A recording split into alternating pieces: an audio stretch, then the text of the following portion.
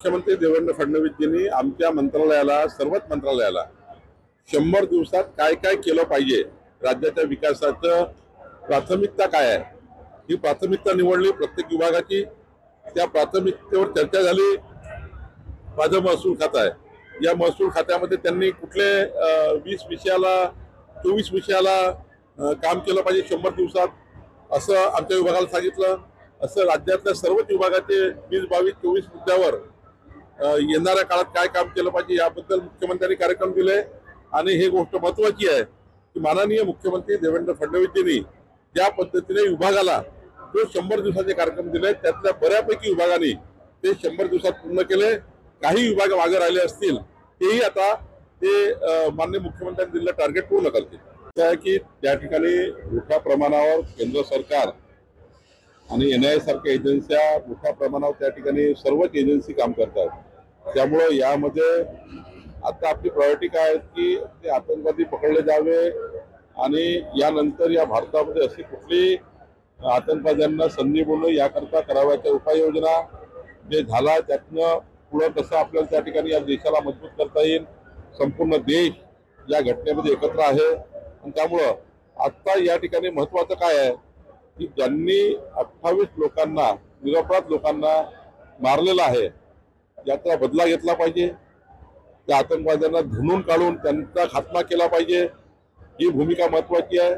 आणि पुढच्या काळामध्ये पाक सारख्या नापाक देशांनी आपल्या देशाकडे वाकडी नजर करून पाहू नये याकरता माननीय प्रधानमंत्र्यांनी ज्या पद्धतीने निर्बंध घातलेले आहेत पुढच्या काळामध्ये पाकला नतमस्तक करणे, त्यांना त्या ठिकाणी या देशामध्ये आतंकवादी कारवाया जगामध्ये आतंकवादी कारवाया जे पाकिस्तान करताय त्या पाकिस्तानला धडा शिकवणे हे आता महत्त्वाचं आहे।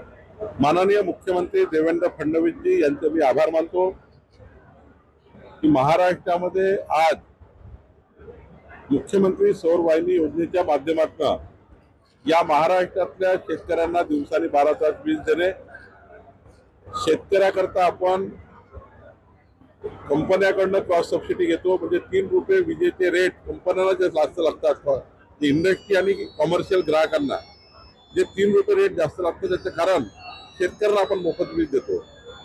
3 वर्षानंतर देवेंद्रजींनी ज्या पद्धतीने विजन तयार केलेलं आहे किंवा राज्याचा प्लॅन तयार केलेला आहे 3 वर्षात महाराष्ट्राचे संपूर्ण शेतकरी 45 लाख शेतकऱ्यांना सौर ऊर्जेवर आणणे आणि कंपनी आणि कॉमर्शियल ग्राहक ज्या आज मोठी वीज त्या ठिकाणी दर द्यावे लागतात त्यांना 3 रुपये विजेचे रेट कमी करणे याकरता मुख्यमंत्री कृषी वाहिनी योजना काम करणार आहे। आणि माननीय मुख्यमंत्र्यांचे मी अभिनंदन करतो, आभार मानतो। या प्रकल्पाच्या आढावा जो कोणी येईल त्याला कडक शिक्षा झाली पाहिजे कारण हा प्रकल्प राज्याच्या विकासाकरता महत्त्वाचे आहेत। मुख्यमंत्री सौर वाहिनी योजना पुढच्या 3 वर्षात राज्याचं भविष्य बदलणार आहे। राज्याच्या विकासाकरता अत्यंत महत्त्वाचा फ्लॅगशिप कार्यक्रम मुख्यमंत्री सौर वाहिनी योजना आहे। आणि ही गोष्ट खरी आहे, काही लोक मुख्यमंत्री सौर वाहिनी योजनेमध्ये त्या ठिकाणी अडथळा आणतात, त्यावर कडक कारवाई म्हणजे फौजदारी गुन्हे दाखल करावे लागेल तरी करावे लागेल। माननीय मुख्यमंत्र्यांची भूमिका अत्यंत योग्य आहे। सुप्रीम कोर्टाचा पूर्ण टिप्पणी मी अजून ऐकलेली नाही किंवा अजून बघितली नाही, परंतु त्यावर मी योग्य वाचून बोलेल सुप्रीम कोर्ट काय त्यात म्हटलं आहे।